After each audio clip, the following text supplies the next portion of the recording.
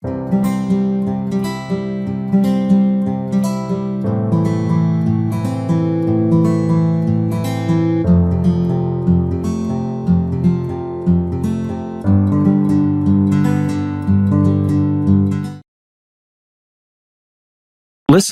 and practice.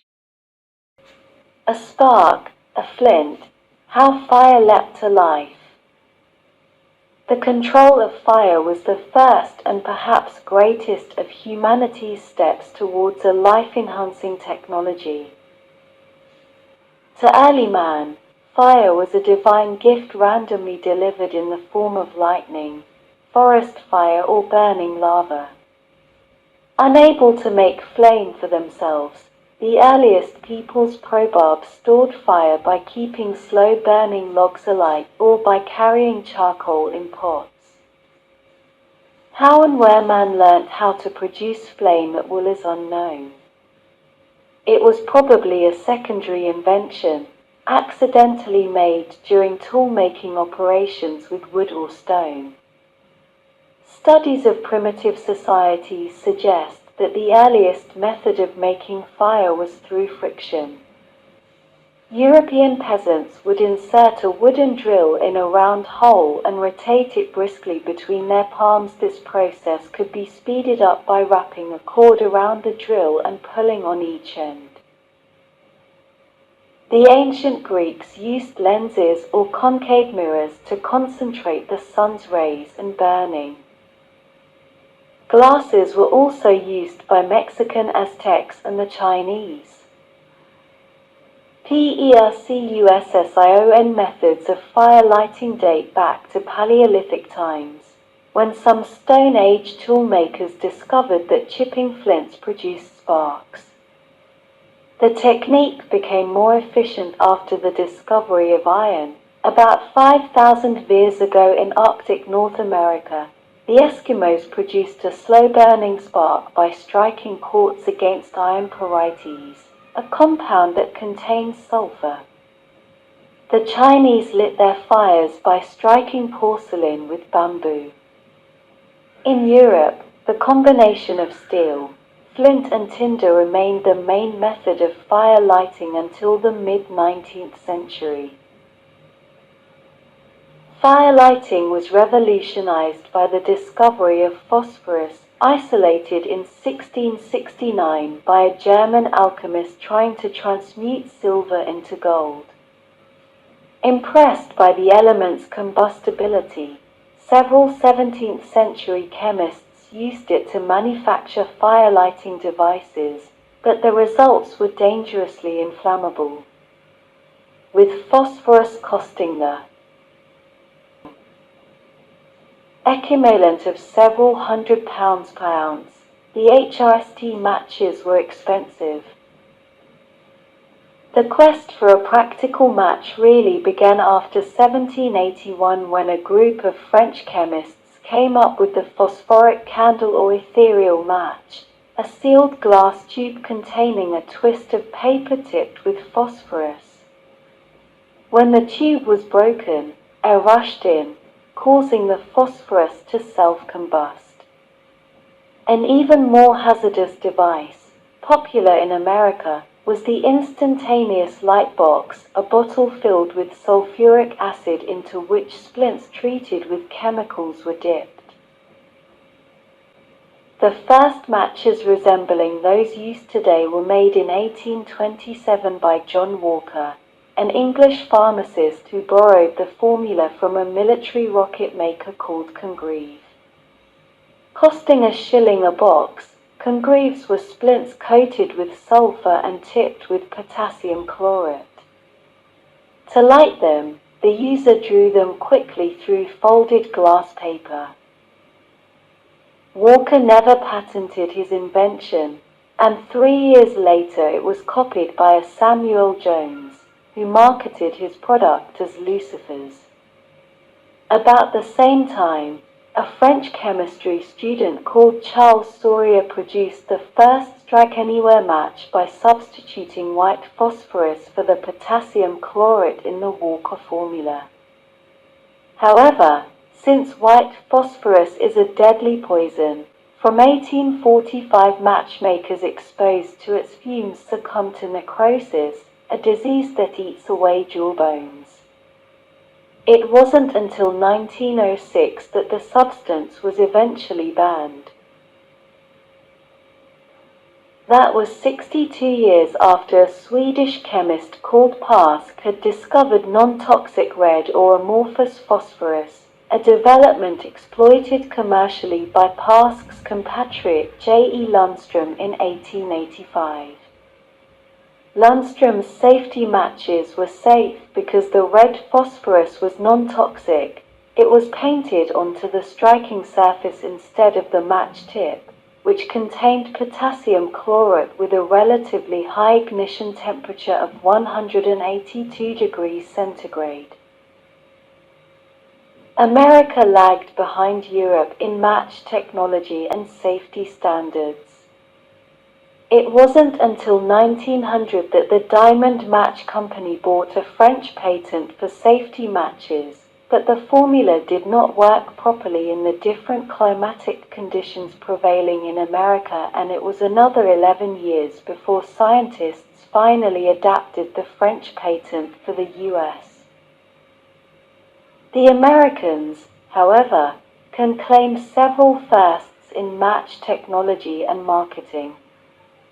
In 1892, the Diamond Match Company pioneered book matches.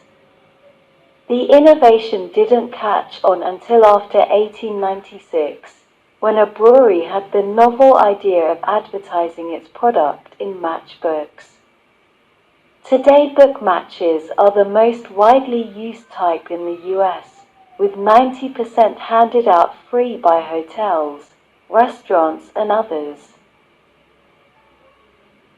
Other American innovations include an anti-afterglow solution to prevent the match from smoldering after it has been blown out, and the waterproof match, which lights after 8 hours in water. Zoo conservation programs. One of London Zoo's recent advertisements caused me some irritation, so patently did it distort reality. Headlined "Without zoos you might as well tell these animals to get stuffed," it was bordered with illustrations of several endangered species and went on to extol the myth that without zoos like London Zoo these animals will almost certainly disappear forever. With the zoo world's rather mediocre record on conservation, one might be forgiven for being slightly skeptical about such an advertisement. Zoos were originally created as places of entertainment, and their suggested involvement with conservation didn't seriously arise until about 30 years ago, when the Zoological Society of London held the first formal international meeting on the subject. 8 years later, a series of world conferences took place, entitled The Breeding of Endangered Species, and from this point onwards conservation became the zoo community's buzzword. This commitment has now been clearly defined in the World's Bow Conservation Strategy, WZGS, September 1993, which, although an important and welcome document, does seem to be based on an unrealistic optimism about the nature of the zoo industry. The WZCS estimates that there are about 10,000 zoos in the world, of which around 1,000 represent a core of quality collections capable of participating in coordinated conservation programs. This is probably the document's first failing, as I believe that 10,000 is a serious underestimate of the total number of places masquerading as zoological establishments. Of course, it is difficult to get accurate data, but, to put the issue into perspective, I have found that, in a year of working in Eastern Europe, I discover fresh zoos on almost a weekly basis. The second flaw in the reasoning of the WZCS document is the naive faith it places in its 1,000 core zoos. One would assume that the caliber of these institutions would have been carefully examined, but it appears that the criterion for inclusion on this select list might merely be that the zoo is a member of a zoo federation or association. This might be a good starting point, working on the premise that members must meet certain standards, but again the facts don't support the theory. The greatly respected American Association of Zoological Parks and Aquariums, AAZPA, has had extremely dubious members, and in the UK the Federation of Zoological Gardens of Great Britain and Ireland has occasionally had members that have been roundly censured in the national press. These include Robin Hill Adventure Park on the Isle of Wight, which many considered the most notorious collection of animals in the country. This establishment, which for years was protected by the Isle's local council, which viewed it as a tourist amenity, was finally closed down following a damning report by a veterinary inspector appointed under the terms of the Zoo Licensing Act 1981. As it was always a collection of dubious repute, one is obliged to reflect upon the standards that the Zoo Federation sets when granting membership. The situation is even worse in developing countries where little money is available for redevelopment, and it is hard to see a way of incorporating collections into the overall scheme of the WZCS. Even assuming that the WZCS's 1,000 core zoos are all of a high standard, complete with scientific staff and research facilities, trained and dedicated keepers, accommodation that permits normal or natural behavior, and a policy of cooperating fully with one another, what might be the potential for conservation? Colin Tudge, author of Last Animals at the Zoo, Oxford University Press, 1992, argues that if the world's zoos work together in cooperative breeding programs, then even without further expansion they could save around 2,000 species of endangered land vertebrates. This seems an extremely optimistic proposition from a man who must be aware of the failings and weaknesses of the zoo industry, the man who, when a member of the Council of London Zoo, had to persuade the zoo to devote more of its activities to conservation. Moreover, where are the facts to support such optimism? Today, approximately 16 species might be said to have been saved by captive breeding programs, although a number of these can hardly be looked upon as resounding successes. Beyond that, about a further 20 species are being seriously considered for zoo conservation programs. Given that the International Conference at London Zoo was held 30 years ago, this is pretty slow progress, and a long way off Tudge's target of 2000. Architecture reaching for the sky. Architecture is the art and science of designing buildings and structures. A building reflects the scientific and technological achievements of the age as well as the ideas and aspirations of the designer and client. The appearance of individual buildings, however, is often controversial. The use of an architectural style cannot be said to start or finish on a specific date. Neither is it possible to say exactly what characterizes a particular movement. But the origins of what is now generally known as modern architecture can be traced back to the social and technological changes of the 18th and 19th centuries. Instead of using timber, stone and traditional building techniques, architects began to explore ways of creating buildings by using the latest technology and materials such as steel, glass and concrete strengthened steel bars, known as reinforced concrete. Technological advances also helped bring about the decline of rural industries and an increase in urban populations as people moved to the towns to work in the new factories. Such rapid and uncontrolled growth helped to turn parts of cities into slums. By the 1920s, architects throughout Europe were reacting against the conditions created by industrialization. A new style of architecture emerged to reflect more idealistic notions for the future.